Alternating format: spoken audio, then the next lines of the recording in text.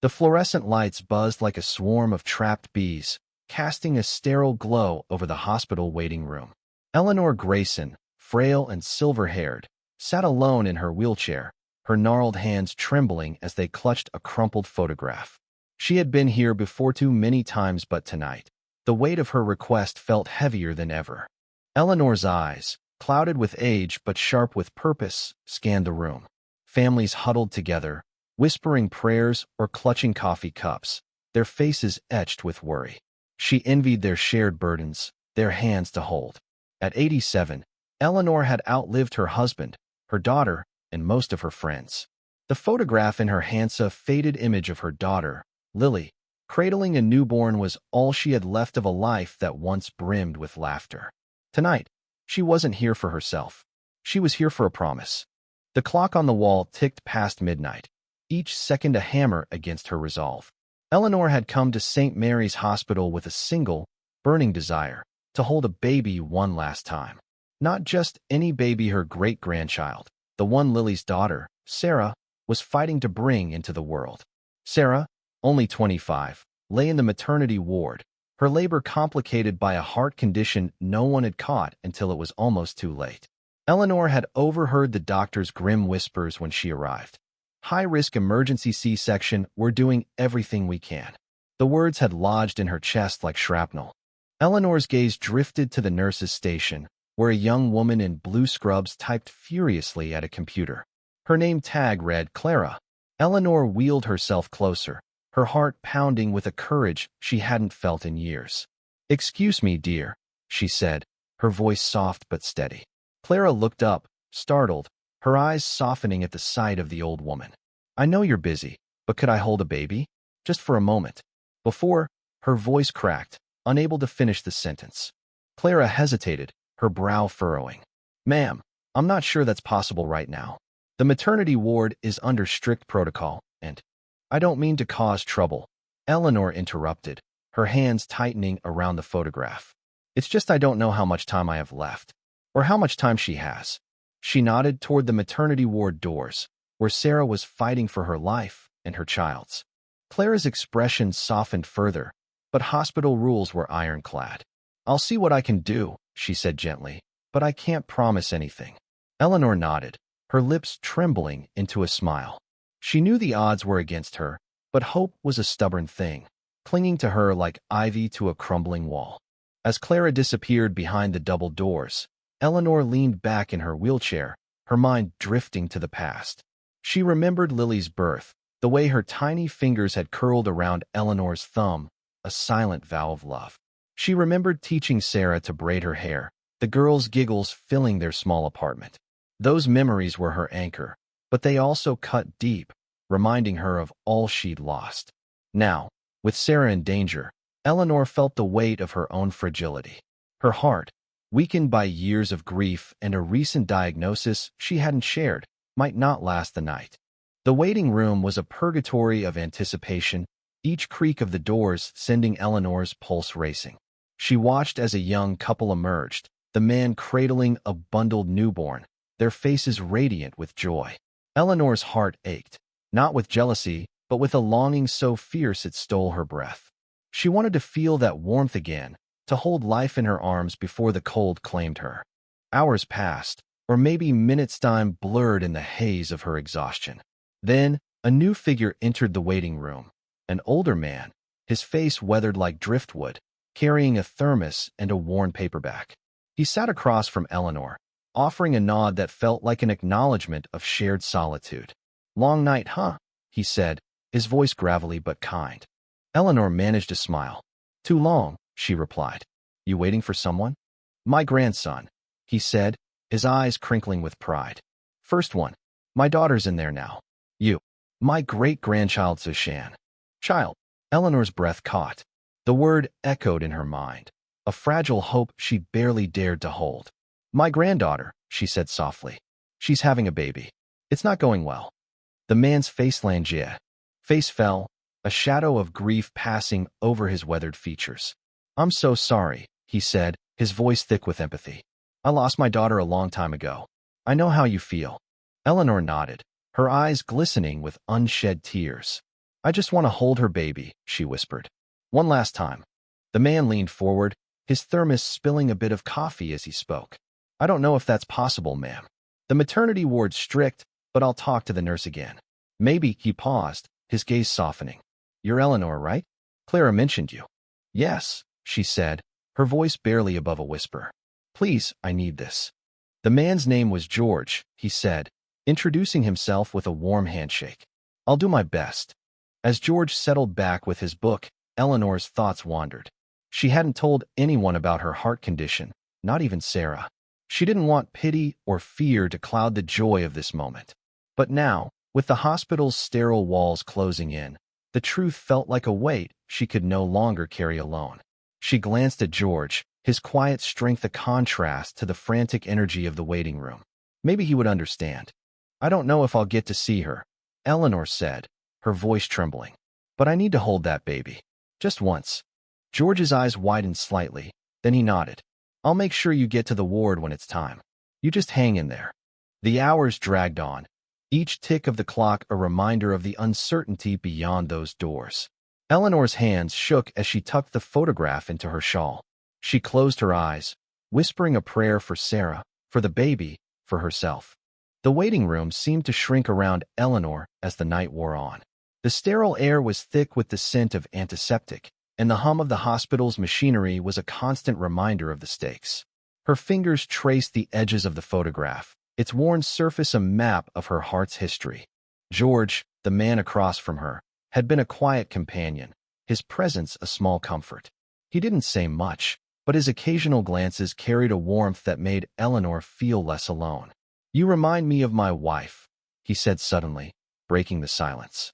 She used to sit like that, holding on to hope with both hands. Eleanor's throat tightened. Was she? She couldn't finish the question, but George understood. 10 years gone, he said, his voice steady but heavy. Cancer. She fought hard, but he shook his head, staring at his paperback. You never stop missing them. No, Eleanor whispered. You don't. She wanted to say more, but the words caught in her chest, tangled with memories of Lily. The pain of loss was a language they both spoke. Clara returned, her scrubs swishing softly as she approached. Mrs. Grayson, she said, her voice gentle but professional. Sarah's out of surgery. She's stable, but it was touch and go for a while. The baby's in the NICU healthy, but small. They're both fighters. Eleanor's heart leapt, a sob escaping her lips. Can I? She couldn't finish, her voice breaking under the weight of relief. Clara knelt beside her. The baby's under observation, but I can take you to see Sarah soon. She's asking for you. Eleanor's eyes filled with tears, her hands trembling as she gripped the arms of her wheelchair. Thank you, she managed, her voice barely audible. George reached over, giving her hand a gentle squeeze, his calloused fingers warm against her cold skin. The wait wasn't over, but the tide had turned. Eleanor felt lighter, as if the air itself had softened. She glanced at George, who nodded encouragingly. Go see your girl, he said. I'll be here when you get back. Eleanor followed Clara through the double doors, the hospital's maze-like halls a blur of white walls and beeping monitors. Sarah's room was dim, the soft glow of a bedside lamp illuminating her pale face. She looked so much like Lily, same chestnut hair, same stubborn chin, but her eyes were heavy with exhaustion. Gran, Sarah whispered, her voice weak but warm. You made it. Eleanor wheeled closer, taking Sarah's hand. I wouldn't miss it, she said, her voice thick with emotion.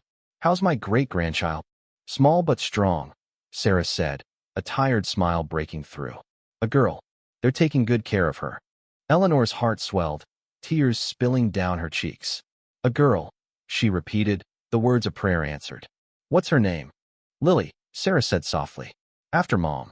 The name hit Eleanor like a wave, memories of her daughter flooding back. She squeezed Sarah's hand, unable to speak. The room was quiet, the moment sacred, as if Lily's spirit lingered in the air. A sudden knock broke the silence. A young doctor, his face kind but serious. Mrs. Grayson, I'm Dr. Patel, he said. I need to speak with you privately. Eleanor's stomach dropped, the fragile hope she'd clung to wavering. She followed Dr. Patel to a small consultation room, her wheelchair creaking softly. What is it? She asked, her voice sharp with fear. It's about you, he said, his tone gentle but firm. Your recent test showed advanced heart failure. We've been managing it, but it's progressed faster than we hoped. Eleanor nodded, the news no surprise. She'd felt the weakness growing, the shortness of breath, the fatigue. How long? She asked, her voice steady despite the ache in her chest. Weeks, maybe months, Dr. Patel said. We can make you comfortable, but… I understand, Eleanor said, cutting him off. She'd known this was coming, had felt it in her bones. I want to see my great-grandchild first. Dr. Patel's eyes softened. Of course, I'll arrange it. Back in the waiting room, George was still there, his thermos now open, the scent of coffee grounding her. Sarah's okay, Eleanor told him, her voice trembling with relief. The baby too. A girl. Lily. George's face lit up, his smile genuine. That's wonderful, he said, his voice warm. You're a great-grandma now. Eleanor laughed softly, the sound fragile but real. I need to see her, she said. Will you come with me? George blinked, surprised, then nodded. I'd be honored. The NICU was a world of tiny cribs and soft beeps, the air thick with the scent of new life. Clara led them to a small incubator where a tiny, perfect girl lay, her chest rising and falling with delicate breaths. Eleanor's hands shook as she reached out, her fingers brushing the edge of the incubator.